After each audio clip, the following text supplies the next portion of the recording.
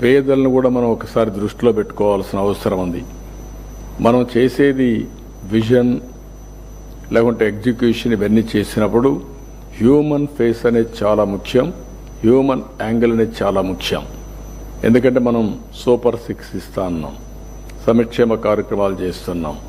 ఇప్పటికే చాలా సంక్షేమ కార్యక్రమాలకు నాంది పలికాం. ఈ మంత్లో వీలైనంత 2-3 రోజుల్లోనే డేట్ కూడా ఫిక్స్ చేస్తున్నాం, వెరిఫై చేస్తున్నారు. అది తల్లికి వందనం కూడా ఎగ్జిక్యూట్ చేస్తాం.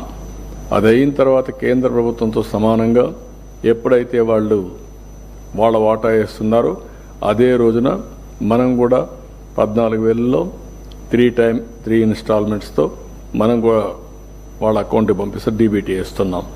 ఇది అయిన తర్వాత August 15th we're executing free bus. మహిళలకు ఏదైతే ప్రామిస్ చేశామో ఫ్రీ బస్ ఇస్తాం. ఈ 3 మనం ఏవైతే ఉన్నాయో ఇవి 2-3 నెలల్లోనే పూర్తవుతాయి. ఇప్పటికే అనేక కార్యక్రమాలు మనం చేశాం.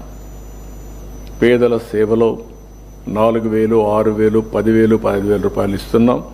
సంవత్సరానికి 33,000 కోట్ల రూపాయలు ఖర్చు పెడుతున్నాం. ఇంకో పక్క ఏవైతే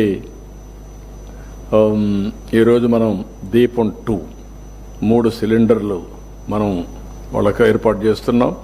ఇప్పటికే ప్రారంభించాం. ఈ ఇన్స్టాల్మెంట్ నుంచి వాళ్ళ అకౌంట్లోనే డబ్బులు వేయడానికి కూడా మనం వర్కౌట్ చేస్తున్నాం. కాబట్టి ఈ 2 అయిన తర్వాత మీరు చూస్తే అన్నా క్యాంటీన్ పెట్టాం, DSC is going on, land title act రద్దు చేశాం, 21 టెంపుల్స్లో అన్న ప్రసాదం పెట్టే పరిస్థితికి వచ్చాం.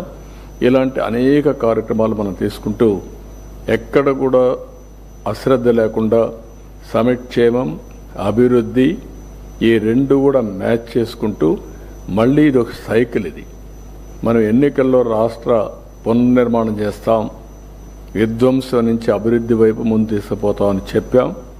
దాన్ని నమ్మి 164 సీట్లు మనల్ని గెలిపించారు. దీన్ని దృష్టిలో పెట్టుకొని ప్రతి ఒక్కరిలో బాధ్యత పెరగాల్సిన అవసరం ఉంది. It is a political governance.